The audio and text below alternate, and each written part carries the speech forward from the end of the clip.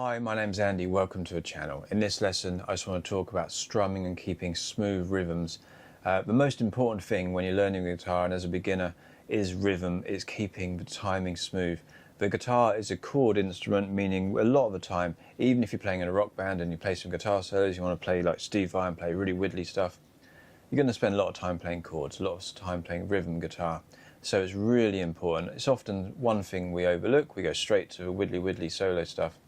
But learning good rhythm playing, good chord playing, keeping good time will have a great effect on your lead playing as well. But the main thing is we can voice chords and we can move smoothly between them. But even if we're just staying on one chord, can we keep a nice smooth rhythm? There's lots of key strumming patterns, and so I'll show you a few of them and a good few ways to practice some simple techniques. So something like, if we do all these on an E major chord, most songs we learn at the beginning in rock music is in 4 beats to bar, so we're counting always 1, 2, 3, 4.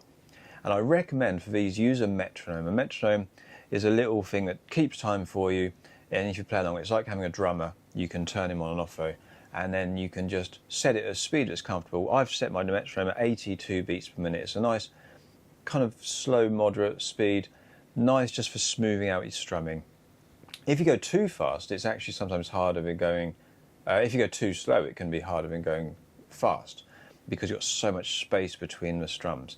82 is a nice comfortable speed. So this is our click, and if we do a strum on beat 1 of every bar, we're just going to let that 1, 2, 3, 4, 2, 3, 4.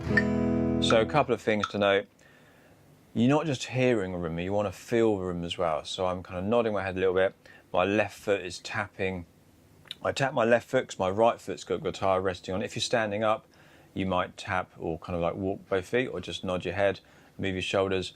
Feel the music, don't just listen to it. Feel the rhythm, don't just listen to it. So get your right hand moving smoothly. Even though I was only strumming on beat 1, my right hand is still moving like its own little inbuilt metronome. So every strum that's on the beat will always be hit with a downstroke to start with. So if we've got our click going again, if I do a beat 1, I just go 1, 2, 3, 4. Then I add the other numbers, I go 1, 2, 3, 4. So they're evenly spaced. 1, 2, 3, 4. Then all the numbers 1, 2, 3, 4. And just keep that right hand moving nice and smoothly. And then can you switch smoothly between the numbers? So just all beat 1s, then the beats 1 and 3. And then back to 1, 2, 3, 4.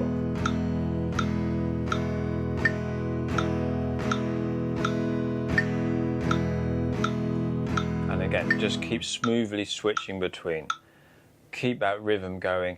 The metronome can be a bit annoying. Some people get annoyed with it and get fed up with it. You don't have to use it for hours at a time. Just use it to set yourself the speed you want to play at and the rhythm you want to play at. And then test your inbuilt metronome without it as well. Can you just kind of keep a nice smooth rhythm? And the more you do it, the easier it becomes. And then in between those numbers, we count off beats as and. So 1, and 2, and 3, and 4, and. Where all the numbers we're strumming with a downstroke, the off beats we strum on the upstroke. So with our click going, 2, 3, 4, we got all the numbers here. So we're going 1, 2, 3, 4, 1, and 2, and 3, and 4, and. Nice smooth strums.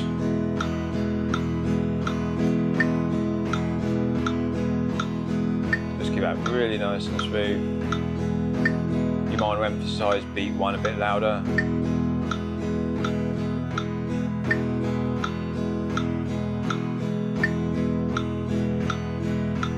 And again, just keep that nice and smooth. Keep the metronome on. Then when you turn the metronome off, can you keep that nice and smooth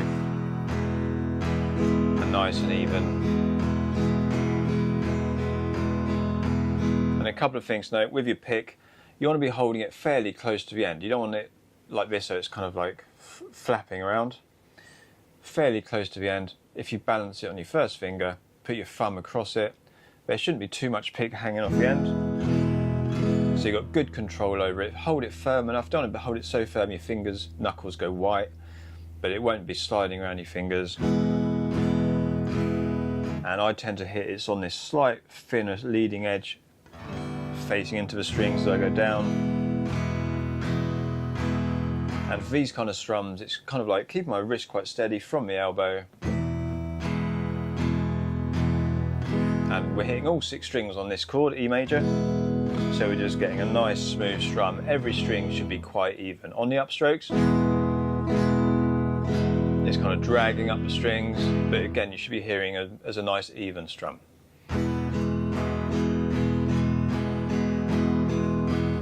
Then when we put the metronome back on, a few key strumming patterns you might want to practice to get really smooth. You can come up with any combination of these you like, because if we're just doing the downs and ups, the ones, the on the beats and the off the beats, there's 8 places we can place our strums. So there's dozens of combinations of where we can and how many strums you put in a bar.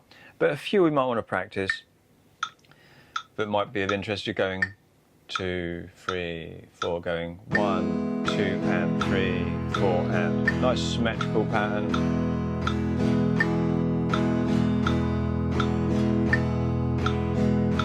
So going 1, 2 and 3, 4 and down, down, up.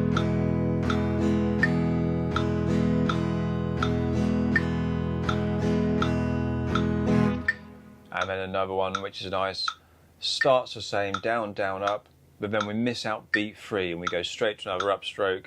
So down, down, up, down, up. 1, 2 and 4 and.